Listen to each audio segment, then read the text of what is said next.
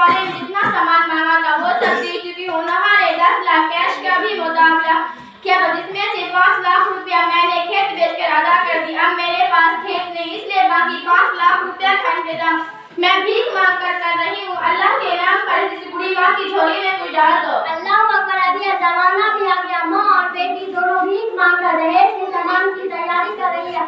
आप मुझे अपनी समधन का पता दीजिए, मैं अभी जरूर उस कुमार औरत का दिमाग दुरुस्त करती हूँ।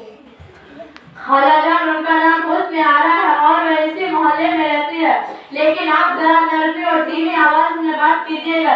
कहीं ऐसा ना हो कि वह आपकी बात सुनकर तहस में आ जाए और मेरी शादी तोड़ दे, जिसके कारण मेरी इस बुरी माँ को मेरी शादी के लिए फिर से यहाँ वहाँ का चक्कर लगाना पड़ेगा। तुम उसकी फिक्र मत करो बेटी, अगर उसने दहेज का सारा सामान वापस नहीं किया तो मैं अपने बेटे तारिक की शादी तुमसे करा दूंगी।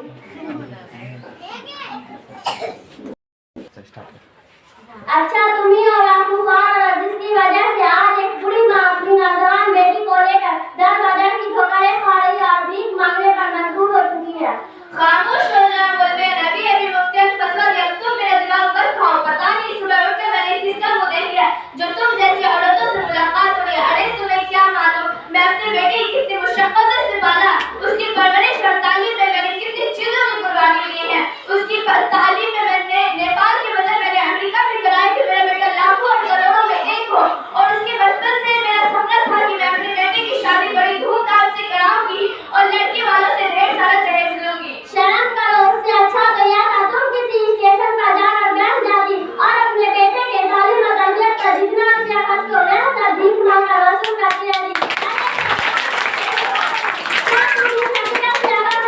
उसी दहेज के खातिर आज करोड़ों गरीब बच्चों की जिंदगियां अजीरन बन गए हैं और उसी दहेज की वजह से लाखों मासूम दोषी गांव के गांधी के रचाए जाने से महरूम हैं और उसी दहेज के खातिर शादी न होने की वजह से हर साल हजारों मासूम बच्चियां फांसी लगा लेती है और गैर मुसलमान की शादी कर लेती है और उसी दहेज के खातिर लाखों लड़कियों को उसके वालिदैन पेट में ही मार देते हैं। और तुम कहती हो कि तुमने अपने बेटे को बहुत मोहब्बत और मशक्कतों से पाला है, तो मैं तुमसे एक सवाल करती हूँ, क्या लड़के के वालिदैन ने अपनी जान की बेटी को मोहब्बत और मशक्कतों से नहीं पाला है? जरा ठंडे दिमाग से सोचो, कल अगर सारे बेटी वाले यह फैसला करेंगे मैं अपने बेटी की शादी उसी लड़के से कराएंगे जिसके वालिदैन चाहे मेरे फला फला चीजें दे, तो उस वक्त तुम क्या कर लोगी?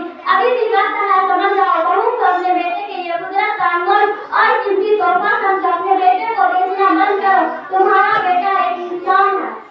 तुम्हारी बातें सुनने के बाद मेरी अकल ठिकाने पर आ गई है। मैं अभी अपनी सदर पे जाके माफी मांग के उसका सारा रकम वापस कर देती हूँ।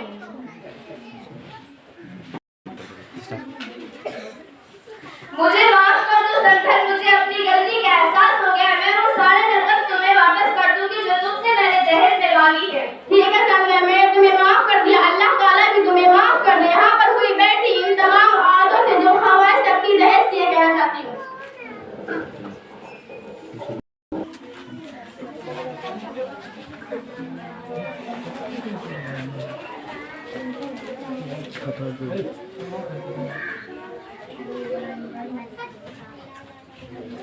के मालो जर के असीर लगते हो, मालो जर के असीर लगते हो, मालो जर के असीर लगते हो, बखुदा बेज़मीर लगते हो, बखुदा बेज़मीर लगते हो।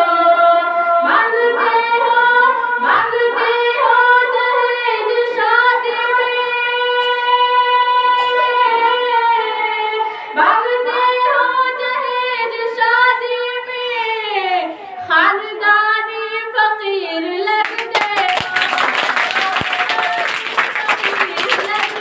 हो, माला जर के असीर लगते हो।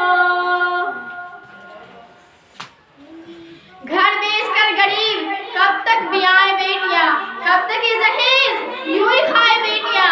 ऐसा ही चलन समाज में रहा तो एक दिन फिर से बाप जिंदा दफनाए बेटियां। माँ बाप का घर बिका तो बेटी का घर बसा, कितनी दिल खराब। माँ बाप का घर बिका तो बेटी का घर बसा, कितनी दिल खराब सी रस्म दहेज भी।